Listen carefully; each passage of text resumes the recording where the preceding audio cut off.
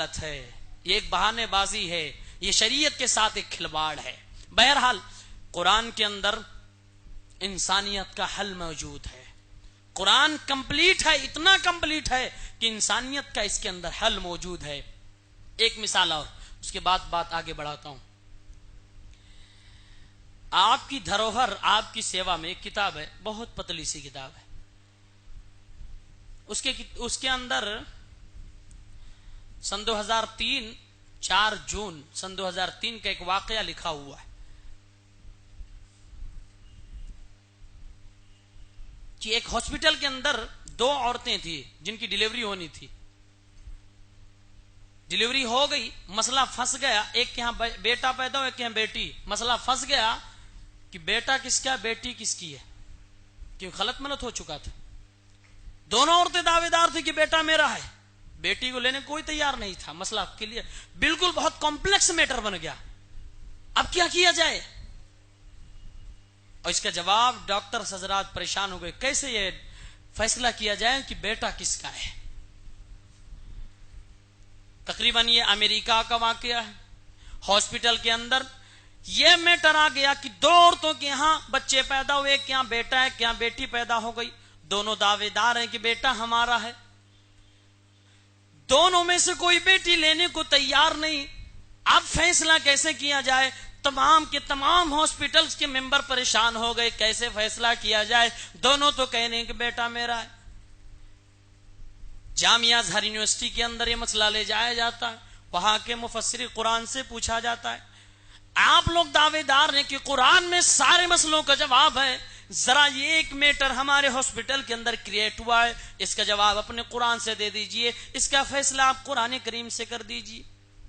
علماء کے لجنہ و مشورہ کے بعد یہ فیصلہ کیا گیا کہ اس کا جواب بھی قرآن کریم کے اندر ہے۔ وہ جواب کیا ہے؟ قرآن میں اللہ تبارک و تعالی نے فرمایا للذکر مثل حظ الانثیین، کہ مرد کے لیے عورتوں کا ڈبل حصہ ہے، عورتوں کا جو حصہ ہوتا ہے اس کا ڈبل مرد کو ملنا چاہیے۔ لہٰذا اس آیت کو سامنے رکھتے ہوئے، اللہ کی اس اصول کو سامنے رکھتے ہوئے، دونوں ماؤں کے دودھ کو چیک کیا جائے، جس ماں کا دودھ زیادہ نکلے گا مان لو کہ بیٹا وہی ہے، اسی کا ہے، کیونکہ اللہ تبارک و تعالیٰ نے قانون بنا دیا ہے کہ جس کے کی بیٹوں کے لیے، مردوں کے لیے عورتوں کو ڈبل حصہ ہوتا ہے۔ لہٰذا جس عورت کے اندر زیادہ دودھ نکلا ثابت ہو گیا کہ بیٹا اسی کا ہے۔ جب مشین کے ذریعہ ماپا گیا، چیک کیا گیا، حقیقت میں جس عورت کا بیٹا تھا اسی کے پستان میں زیادہ دودھ ظاہر ہوا۔ بعد میں عورتوں نے اس بات کو ایکسپٹ بھی کیا کہ ہاں بیٹا میرا ہی ہے،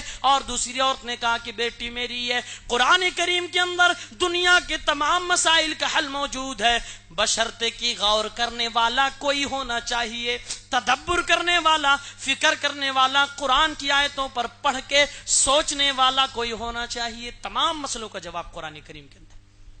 اسی لیے اتھروید کے اندر کہا گیا تھا احمدھی پتو پریمیدھا مرتس جگرب اہم سوریم ایواجنی، اے احمد محمد رسول اللہ صلی اللہ علیہ وسلم کو احمدھی کہا گیا۔ احمدھی کو پتو پریمیدھا، پرمیشور کی طرف سے ایک حکمت بھری پستک دی جائے گی، حکمتوں سے جو لبریز کتاب ہوگی وہ کتاب احمد کو دی جائے گی۔ اہم سوریم ایواجنی، اگر میں اس کے زمانے تک، اگر میں اس کے دور تک زندہ رہا تو میں اس کتاب سے ایسے روشنی حاصل کروں گا جیسے کہ سورج کے پرکاش سے فائدہ اٹھاتا ہوں۔ ایسے نہیں ان لوگوں نے کہہ دیا ہے، قرآن کے اندر مکمل ضابطۂ حیات موجود ہے، تمام انسانیت کا حل موجود ہے۔ لیکن افسوس کہ ہم مسلمانوں کے دینی مسائل قرآن و حدیث میں نہیں مل پاتے ہیں، اور اس کے باہر ہم ٹٹولتے ہیں، ڈھونڈتے ہیں، جس کی وجہ سے ہم گمراہی اور بدعت کے مرتکب ہوتے ہیں۔ لہذا معلوم ہوا دین کو مکمل ماننا، مکمل دین اسلام کو تسلیم کرنا، یہ ہم اور آپ کے لیے واجب اور ضروری ہے۔ قرآن کریم آیت نمبر 208 کے اندر اللہ تبارک و تعالیٰ فرماتا ہے یا ایھا الذین آمنوا ادخلوا فی السلم کافہ، اے مسلمانوں اسلام میں مکمل طریقے سے داخل ہو جاؤ، کمپلیٹلی مسلمان بن جاؤ، مکمل اسلام میں داخل ہو جاؤ۔ کیا مطلب ہے؟ کیا یہی مطلب ہے کہ ایسے جو حدیثوں میں، اللہ کے نبی کی سنتوں میں، صحابہ کی زندگیوں میں، قرآن میں نہیں ملتا ہے، اس کے بارے میں صرف اتنا کہہ کے وہ کام کر لیا جائے کہ اگر منع نہیں ہے تو، اگر حکم نہیں ہے، ذکر نہیں ہے تو منع کہاں ہے، اس کو کرنے میں حرج ہی کیا ہے، گناہ ہی کیا ہے، اس طرح کے بہانے کر کے بدعت کا ارتکاب نہ کریں۔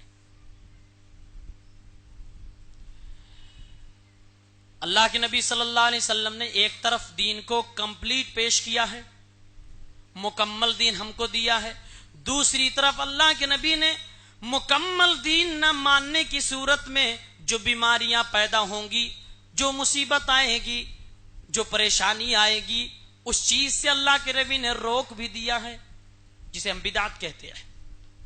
بدعت اور دین کو کمپلیٹ ماننا نہ ماننا کا دونوں کا بڑا گہرا تعلق ہے۔ اگر دین کو مکمل جو نہیں مانتا وہ 100% وہ بدعت کرے گا، کیونکہ بدعت کا مطلب یہی ہے کہ جو دین میں نہیں ہے اس کو کیا جائے نیکی سمجھ کر۔